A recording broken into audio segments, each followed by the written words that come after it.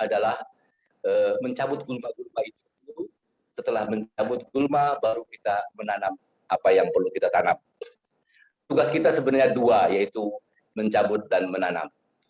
Nah, sayangnya kita sekarang ini masih terbagi menjadi 3 kelompok, yakni yang pertama adalah yang mayoritas rahmatan lil alamin, yang kedua adalah minoritas tertindas, yang ketiga adalah minoritas ganas. Maka sebelum mencabut dan menanam, yang rahmatan lil alamin ini harus bergabung atau merangkul minoritas tertindas agar jadi 2 kelompok. Yakni apa? Mayoritas rahmatan lil alamin plus minoritas tertindas berhadapan dengan minoritas yang ganas yang menjadi gulma-gulma intoleran.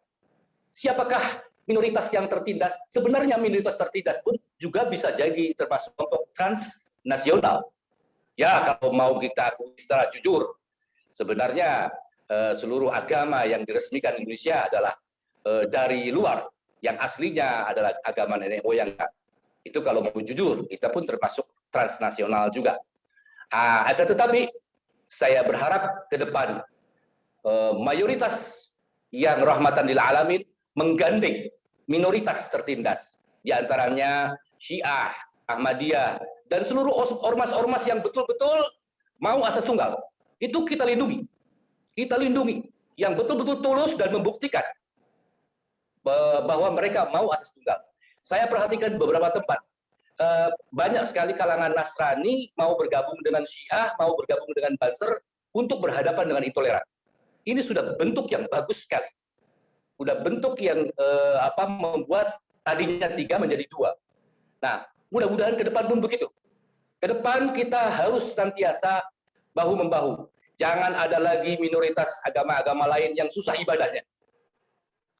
Jangan ada lagi mazhab-mazhab yang pro kepada Pancasila, pro kepada NKRI, berasas tunggal, tapi dipersulit untuk ibadahnya. Dipersulit untuk merayakan acara-acara mereka. Kalau masih ada lagi, maka susah sekali kita akan bersatu menghadapi intoleran. Itu pemikiran saya. Kemudian tadi terima kasih sekali kepada Gus Soleh yang telah memaparkan tentang beberapa gerakan dari kelompok transnasional, yaitu Syiah. Perlu diketahui bahwa semua kejadian yang ada di Indonesia ini intoleran tidak ada yang Syiah atau Ahmadiyah. Justru yang saya lihat Syiah dan Ahmadiyah itu selalu di Indonesia dihantam habis-habisan. Adakah di antara tukang bom itu orang Syiah atau orang Ahmadiyah? Adakah di antara bom itu orang Kristen, Hindu, Buddha? Tidak ada. Mereka adalah Wahabi. Mereka adalah aliran garis keras. Harus merangkul mereka yang minoritas tertindas agar gerakan-gerakan dari intoleran atau minoritas ganas ini bisa kita padamkan bersama. Baik, itu saja mungkin masukan dari saya, dan izinkan saya membacakan puisi yang berupa dialog imajiner antara ayah dan anak. Puisi ini saya kasih judul Generasi Pencari Kebenaran Cahaya Cipta. Generasi pencari kebenaran cahaya cipta. Ada seorang anak remaja yang masih rindu terhadap kebenaran, bertanya kepada ayahnya, agama apa atau mazhab apa yang harus dianut, karena kebingungan gelap gulita dengan datangnya berbagai aliran ke negaranya. Ayahnya adalah seorang pendidik yang bijak dan bajik, tak mau membajak akalnya anaknya. Tak mau anaknya memiliki logika yang terbata-bata, nalar yang menggelepar, akal yang terjungkal akibat dogma hampa, doktrin terpilin dan fikih yang ringkih. Pertanyaan anak, bentar ini kegeser. Pertanyaan anaknya tidak langsung dijawab dengan pernyataan. Sang ayah ingin agar anaknya menemukan kebenaran secara jiwa yang luas dan pikiran yang bebas. Nah, Tuhan itu maha pemaksa atau maha cinta? Mustahil Tuhan itu maha pemaksa, Pak. Pasti Tuhan itu maha cinta. Jadi menurut ayah, apa agama dan mazhab yang harus saya anut ya? Loh, kok beragama harus ikut ayahmu? Bermesra dengan sang maha cinta itu adalah hak masing-masing hambanya. Jangankan menurut ayah, yang bukan nabi dan wali. Lowong sang maha cinta sendiri, sang demokrat, sangat demokrat sebelum ada partai demokrat di Amerika dan Nusantara. Beliau atau dia berfirman, man syaa falyu'min, man syaa falyakfur. Siapa yang mau iman, ya imanlah, ini jalannya, ini bonusnya. Yang mau kafir, yo monggo, kafirlah. Akan kuilhamkan juga caranya dan bonusnya. Jadi jangankan beda agama atau beda mazhab anakku, mau bertuhan atau tidak, kata Tuhan, yo monggo. Karena sang maha cinta bukan sang maha pemaksa. Kan kamu bilang gitu, nak. Apalagi yang kamu bingungkan, bagaimana masih bingung? Si anak mendongak kembali lalu bertanya, tidak lagi, alhamdulillah, alhamdulillah, haleluya, puji Tuhan, Sang Hyang Widi. Saya tak bingung lagi sekarang untuk menghadapi para penjajah dan punya kafling surga. Saya hanya tinggal mengukur apakah interpretasi mereka dipenuhi kebencian dan pemaksaan atau penuh kedamaian. Nah, wis ngono wae. Kalau generasi zaman old, anak-anak harus ikut agama orang tuanya. Kalau generasi zaman now, orang tua harus ikut agama anak-anaknya jika argumentasi anaknya lebih bagus. Loh, maksudnya apa ya? Gini maksudnya, nak. Jangan bingung dulu, dengar dulu. Silahkan kamu baca kitab agama apa saja, mazhab apa saja. Ayo kita diskusi dengan ayah. Kalau argumentasi lebih bagus, maka ayah ikut agama dan mazhab. Tapi yang jelas, apapun agama yang kau tawarkan akan kutolak jika dia berhadapan dengan prinsip ayah, yakni apa? Cinta. Ayah tak takut goyah jika diskusi dengan yang lintas keyakinan. Tidak, anakku. Hanya orang yang beragama tanpa dasar makrifat logika yang kuatlah yang dihantui keyakinan orang lain. Kalau ada orang yang takut dengan keyakinan orang lain, berarti dia tidak yakin dengan keyakinan sendiri. Kalau ada orang yang ragu dengan keyakinannya, berarti dia beragama berdasarkan pijakan fondasi berpikir yang rapuh dan cinta yang palsu.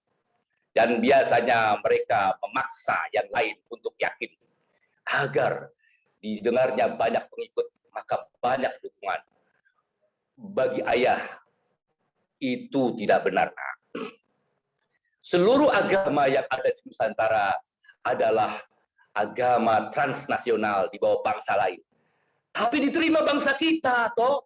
Maka saat ini pun bangsa kita akan menerima apapun ideologi selama tidak bertolak belakang dengan substansi agama nenek moyang kita, yaitu cinta. Lihat saja, jika ada gerakan yang ideologinya tercium bau kebencian dan memaksa-maksa, pastikan agama mereka hanyalah bungkus. Di balik itu ada dengus ambisius, vested interest, yang sifatnya bukan mengajak mencintai sang maha cinta, tapi cinta kepada dunia, hubbud dunia, cinta kepada berhala syahwat duniawiyah. Dan ayah tidak akan tergoda dengan agama itu. Ayah akan ikut agamamu, mazhabmu yang benar-benar merefleksikan agama nenek moyang, yaitu cinta. Demikian visi dari saya. Maaf atas segala khilaf, dan mari kita bersama-sama berdoa. Bismillahirrahmanirrahim. Allahumma salli ala Yasin wa alihi tahirin. Allahumma rzuqna taufiq ta'at kemudahan dalam untuk taat, wa bu'dal ma'siyah, wa sidqan niyah, wa irfanal hirmah, dan kemudahan untuk menjauhi maksiat, kemudahan untuk ketulusan niat, kemudahan untuk mengetahui kemuliaan. Wa akrimna bil huda wal istiqamah, muliakanlah kami dengan hidayah dan istiqamah. Wasaddid alsinatana bis-shawabi wal hikmah, luruskanlah lidah kami dengan kebenaran dan hikmah. Wamla qulubana bil ilmi wal ma'rifah, penuhilah hati kami dengan ilmu dan ma'rifat. Wa tahhir butunana minal harami wasyubhat, bersihkanlah perut kami dari yang haram dan syubhat.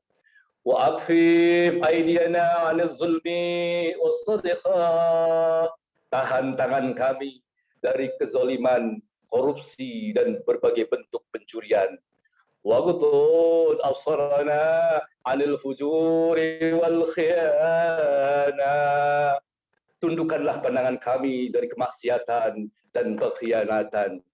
Wa 'alal fuqara bis-sabri wal qanaa, anugerahkanlah kepada orang-orang fakir kesabaran dan karamah dan qanaah. Wa 'alal uzati bin nasri wal ghalabah, wa 'ala syababi bil ta'ati wal 'inabah, dan anugerahkanlah kepada para pemuda kembali kepada jalan yang lurus, jalan yang damai dan pertobatan. Wa 'alan nisa'i bil haya'i wal 'iffah, kepada para pemudi menjadi rasa malu dan kesucian. Wa 'alal aghniya'i bit tawadhu'i was-sa', anugerahkanlah kepada orang-orang kaya rasa rendah hati dan kemurahan. Wa 'alal usara'i bil khalasi war raha, wa 'alal umara'i bil 'adli wasyafaqah, anugerahkanlah kepada para pemimpin kami keadilan dan rasa sayang. Wa 'alal ra'iyyati bil insafi wa husni sirah, dan kepada seluruh rakyat anugerahkanlah kejujuran dan kebaikan akhlak. وَقْضِ مَا أَوْجَبْتَ عَلَيْهِ مِنَ الْحَجِّ وَالْعُمْرَةِ بِفَضْلِكَ وَرَحْمَتِكَ يَا أَرْحَمَ الرَّاحِمِينَ وَالْحَمْدُ لِلَّهِ رَبِّ الْعَالَمِينَ. Assalamualaikum warahmatullahi wabarakatuh. Merdeka!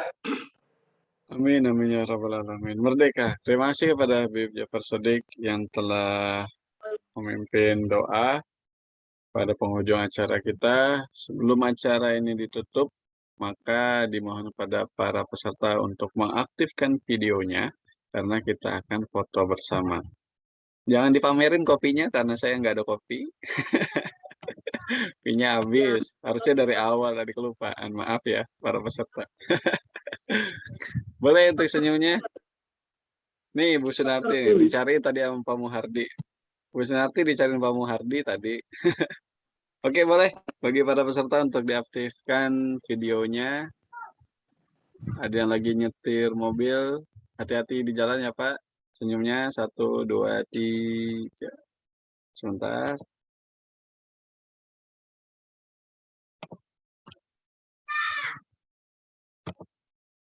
Oke, sekali lagi boleh. 1, 2, 3.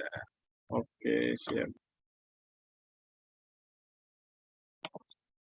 Terima kasih kami ucapkan kepada seluruh teman-teman, khususnya narasumber dan juga para peserta yang ikut mensukseskan webinar kebangsaan pada hari ini, mulai dari siang sampai sore hari ini. Apabila para peserta yang telah mengisi link absensi, maka bisa dilihat di Facebook Sekjen Agama Cinta untuk sertifikatnya. Dan jangan lupa bahwa acara ini direkam dan diupload di YouTube channel kita Agama Cinta Official. Jangan lupa untuk klik like, share, dan juga subscribe channel Agama Cinta Official. Kalau kata Gus, kalau orang baik itu susah ya Gus ya. Nggak laku gitu. Yang nge-like itu cuma 1, 2, nggak nyampe 50 orang. Tapi giliran hal-hal yang kebencian malah sampai ribuan. Malah penghasilannya ratusan juta dari ujar kebencian ya, Gus, ya. Oke, terima kasih semuanya. Mohon maaf apabila ada salah-salah kata, baik yang disengaja maupun yang tidak disengaja sehingga membuat hati para audiens menjadi kurang berkenan. Wallahul muwaffiq ila aqwamit thoriq. Assalamualaikum warahmatullahi wabarakatuh. Sampai jumpa.